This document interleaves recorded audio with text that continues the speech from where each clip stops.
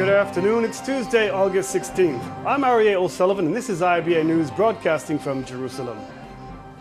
The Shin Bet security agency has today revealed that it foiled attempts to launch attacks against Israel after arresting members of a terror cell in Judea and Samaria who were recruited on Facebook by Hezbollah in the Lebanon and Gaza Strip.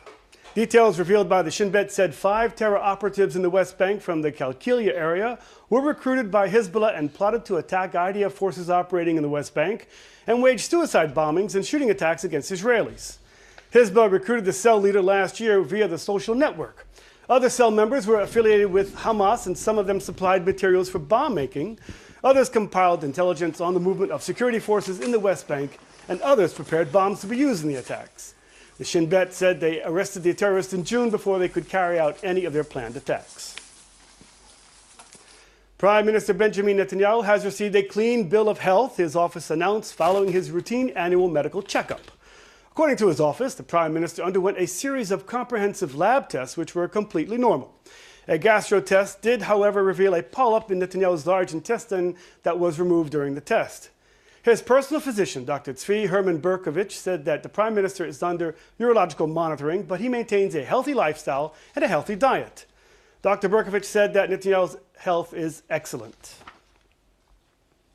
Health Minister Yaakov Litzman has vowed to go to war in order to receive approval from the government for the proposed health basket increases. At a press conference in Tel Aviv yesterday, Litzman said the government will have to approve his proposed public nursing insurance for the elderly that will be funded by a 0.5% rise in health taxes, saying their care is the responsibility of the government and should not become a burden to families. Our obligation to the next generation requires bringing systematic change to the elderly population, he said. The minister also said he supports raising the health tax by 0.5% paid to the 4 public health funds in order to expand the basket of medical technologies. A computer hack has revealed for the first time the scope of funding that American Jewish billionaire George Soros has provided to organizations critical of Israel. IBA political reporter Kalev Ben-David has the details on the intrigue behind the expose. Kalev? Thanks, Aryeh. George Soros, the 86-year-old financier who made billions in currency trading, has made no secret of his disapproval of Israel's policies toward the Palestinians and its Arab minority. Now, hacked documents taken from his Open Society Foundation show that Soros has been putting his money where his mouth is. The documents, published on a website called DC Leaks, showed Open Society has donated close to $10 million over the past 15 years to such Israeli groups as Adallah and the New Israel Fund, with the stated purpose of challenging Israel's racist and anti-democratic policies in the international arena and influencing bilateral relations between Israel and the European Union. Israel's NGO Monitor, which monitors foreign funding of organizations critical of Israel, said in response that while it is no secret Soros donated to such groups, the scale of his giving raises questions about unregulated funding designed to intervene in the internal politics of another country. Controversy also swirls around the source of the hack, with American security officials saying the DC Leaks website is the work of Russian hackers, possibly linked to that country's intelligence agencies. The Hungarian-born Soros has angered Russian leaders by his funding of pro-democracy groups there and in Eastern Europe. Soros is also a notable donor to Hillary Clinton's presidential campaign, which accused the Russians of also being behind the hacking of its computer files and those of the Democratic National Committee, saying Russian President Vladimir Putin is trying to aid the campaign of Republican candidate Donald Trump. The Russian government has denied any involvement in the hackings. Aryeh? Thanks for that report, Kalev. The European Union has urged Israeli authorities not to demolish structures belonging to the Palestinian Bedouin village near Susia in the West Bank. According to an EU statement, Israel must halt the planned demolitions in accordance with its obligations as an occupying power under international humanitarian law. The village, which contains EU-funded structures, has been the focus of increased media attention in recent weeks, and the EU joins the US State Department in calling on Israel not to demolish the structures. Israel says the Arabs built the structures illegally. The High Court of Justice is deliberating the case and is waiting for the official opinion on the matter from Defense Minister Avigdor Lieberman, who has delayed his decision for a number of days. The Donald Trump campaign launched a ground effort in Israel yesterday, urging American voters to turn out for the Republican candidate at this November's presidential elections. The Republicans in Israel branch held its opening event in Modi'in, where, according to the Jerusalem Post, reporters outnumbered ordinary citizens. Republicans in Israel chair Mark Zell said there are over 300,000 eligible voters in Israel, many registered in key swing states, making Israel a potentially key battleground. He told reporters that he wished Florida Senator Marco Rubio had won the nomination and had to be convinced by Trump's staff not to resign when Trump ultimately won. Activists will now focus their efforts in shopping malls in towns with high concentrations of expatriate Americans, including Jerusalem, Modi'in, Ra'anana, and Beit Shemesh. Trump has raised concerns in Israel by saying that he would be neutral between Israel and the Palestinians and that Jerusalem should return years of military aid. But the campaign hopes to persuade voters that Trump is, as the slogan says, the Israeli interest. They don't know, they don't even remember that they can vote, and this time we're going to convince them that they have to go out and vote because their number one issue, their only issue, is who will be better president to the Israeli government. Meanwhile, U.S. Vice President Joe Biden launched a scathing attack on Trump yesterday, accusing him of making America less safe. Biden said that Trump's shame has no limits, recalling Trump's request for Russia to hack Hillary Clinton's emails and earlier praise for Saddam Hussein, adding that Trump would have loved Stalin. No major party nominee in the history of the United States of America has, no, don't cheer or quiet, just listen, has known less or been less prepared to deal with our national security than Donald Trump. And what absolutely amazes me, that he doesn't seem to want to learn it. No, I really mean it. He doesn't seem to want to learn it. He doesn't seem to think it matters. This man is totally, thoroughly unqualified to be President of the United States of America. In the Galilee, police sappers were called in this morning to neutralize 5 unexploded artillery rounds that had appeared on the shores of the receding Sea of Galilee near Kibbutz Magen this morning. A man on an early walk spotted the rusted rounds and alerted police. Security forces sealed off the area while sappers removed the rounds to a remote area where they detonated them. And in the south, the army apprehended 4 Palestinians minutes after they crossed into Israel from the Gaza Strip this morning, apparently looking for work. The 4, who were unarmed, cut through the barbed wire fence with wire cutters, entering Israel in the Eshkol region before they were detained by soldiers and taken for questioning. On August 11th, it took almost 24 hours until an unarmed Palestinian man who sneaked into Israel from the Gaza Strip was apprehended by security forces. A Washington think tank has expressed concern that dozens of U.S. nuclear weapons housed in the Incirlik air base in southern Turkey could fall into the hands of terrorists or hostile forces. A report released by the Stimson Center days ago raised the risk of a potential breach of the airbase following the failed coup in Turkey last month, when the commander of the base was arrested and accused of orchestrating the attempted coup. The report said that from a security point of view, it's a roll of the dice to continue to have approximately 50 America's nuclear weapons stationed at the base. Turkey allows the United States to use the airbase with several thousand U.S. personnel deployed there to service the American squadrons who have been striking at Islamic State targets. Meanwhile, Israel's best warplanes are participating in the annual American Red Flag maneuvers in Nevada, which got underway at the Nellis Air Base near Las Vegas on Monday. The war games this year will see the IAF training with other world air forces, including Pakistan and the United Arab Emirates, 2 Muslim countries that do not have relations with the Jewish state. At least 3 F-16I Sufa fighter jets and a cargo aircraft were sent to the United States for the 10 days of simulated combat training. All of the squadrons are to be divided into red and blue forces and practice dogfighting, attacking targets, and international connectivity. Other countries participating include Spain, the UK, and Turkey. Countries without diplomatic relations are rarely seen in joint military exercises, but few nations would miss an opportunity to work with the U.S. forces.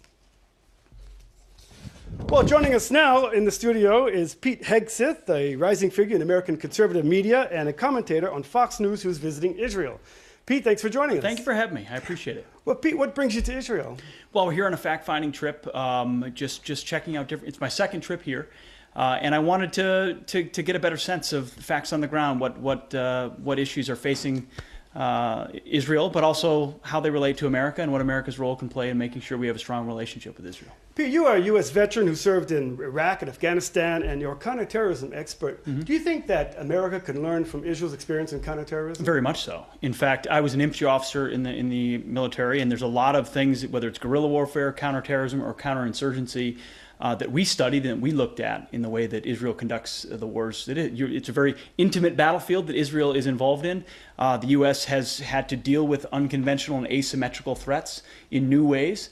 And a lot of it is drawing on the experience of Israeli forces. So there's no doubt that we have a lot to learn from our partners. Now, I understand that you covered both political conferences in America for the presidential race. Would you say America is suffering from a leadership crisis? Well, very much so. I think America has suffered from a leadership crisis over the last 7 years under Barack Obama, especially leadership in the world and understanding America's role as a leader in the world. And as a result, it's led to two very different views of America's role. You've got, my opinion is that Hillary Clinton would be an extension of the Barack Obama viewpoint, and Donald Trump articulates a different view, and you see it in the American electorate. There are different views of what type of country America should be and what type of role it should play in the world. You know, Donald Trump says that the American media are biased against him. Do you think the American media is biased? Of course. How? Donald Trump benefited a great deal from a lot of coverage in the primary. 17 candidates on the Republican side, and there was an overwhelming spotlight on that race. A lot of people assumed Hillary Clinton would win on the day, even though she had a fight with Bernie Sanders. And that elevation, and it was a split vote as well. So you had different votes going to different Republican candidates. Now that Donald Trump is the nominee, absent a few outlets, most outlets in the United States are center-left and don't show a preference for Donald Trump. And so every misstep, any utterance, anything that he says that could trip him up, they amplify. And so one of his challenges has been to change the way he engages with the media and then not assume he's going to get favorable coverage, because he won't. Well, you know, he said last night, he said that he wants to have ideological tests for Muslim immigrants and whether they believed in gay rights or gender equality or religious freedoms. But tell me, Pete, could Republicans pass this test? What could they? Yeah, I mean, there was actually a lot of changes in the Republican convention, absolutely, in the way those views were articulated. What Donald Trump stated is something that I think most in Israel understand better than we do, that their radical Islamic terrorism is at war with the West and with America. We can either take that seriously and conduct that war seriously, or we can refuse to even name the enemy. Barack Obama won't name the enemy. He calls the Islamic State not Islamic. Hillary Clinton has the same tendency. So if we are going to wage war and defeat this radical enemy, then we better take some measures required, or not. And I think that's the major strand of what Donald Trump is talking about. Why would we do what Angela Merkel has done and open up our borders and welcome refugees that we can't vet, when ISIS has already told us they want to infiltrate those refugees? That's common sense stuff, yet the media will point to certain aspects and say, well, that's why it's unacceptable. I think the conversation is larger than that. Talking about the war on terror, you wrote a book called In the Arena. Yeah. Profiling a new vision for America's role domestically and abroad. What do you think about the coordination that's going on now between the United States and Russia when it comes to the Syrian civil war? It's interesting. I would say America's unwillingness to lead in the world has created a vacuum which Vladimir Putin has been happy to fill. And it started with a red line that we would not enforce. So we declared a red line in Syria based on the use of weapons by Bashar al-Assad, never enforced it, and emboldened that regime as well as Russia and Iran to come in and assist it. Vladimir Putin is benefiting from a reset button that has effectively looked like a retreat to him. And so a restoration of American leadership and strength, I think, would be a bulwark. But right now, there are no good options in Syria. There really aren't. You're seeing cooperation for an Assad regime, which is allied with Iran, which is a problem, or you've got ISIS, which is seeking to maintain its caliphate. So a lot of bad options there. Well, Pete Hegseth, a rising star in the conservative media in America and a Fox News commentator. Thanks for joining IBA News. Thanks for having me. Hundreds of well-wishers holding flags and banners gathered at Ben Gurion's airport arrival hall to welcome the country's two medal-winning judokas back home. Yarden Jerby and Or Sasson, who won bronze medals at the Rio Olympics, met with their parents and siblings for a joyous reunion before braving the crowd outside. Entering the arrival hall, the two were greeted by a swarm of supporters who sang songs, attempted to take selfies with the two famous athletes, and hugged them. Clearly overwhelmed by the warm welcome, Sasson and Derby were ushered through the crowd with supporters asking them to sign autographs and others just waiting to touch their Olympic medals. Derby told reporters that she never imagined such a large crowd would greet them. She added that once home with her family, she plans to take a vacation. The annual International Arts and Crafts Chutzot HaYotzer Fair has kicked off in the capital, offering the public an array of activities with top Israeli singers performing and shows for young children.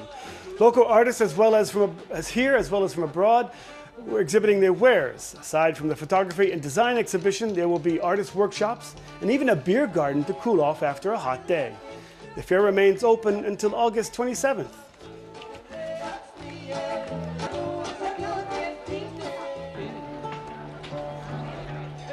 And more culture in the north. The three-night Klezmer Festival in Safed's Old Jewish Quarter and Artists Quarter is underway, with performances starting at 9 each evening and continuing until midnight. There are also children's shows daily and guided tours of the city during the festival that ends tomorrow night.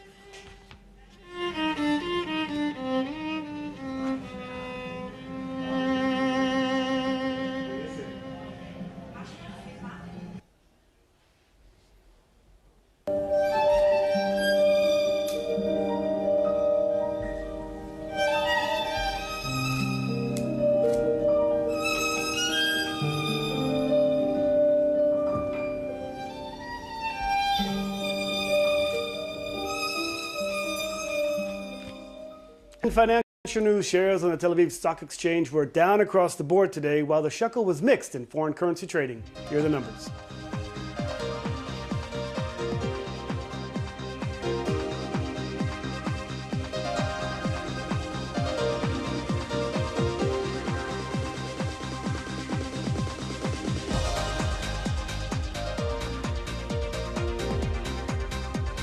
Having a look at the weather, and it looks like there will be a slight drop in temperatures with even a slight chance of raindrops tomorrow morning in the north and along the coast. Here are the expected highs and lows at home and abroad for the next 24 hours.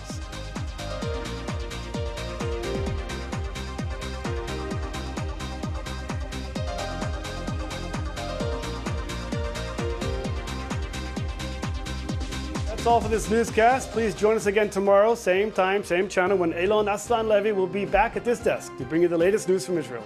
Please join him. Until then, I'm Aryeh O'Sullivan, wishing you a good evening and shalom from Jerusalem.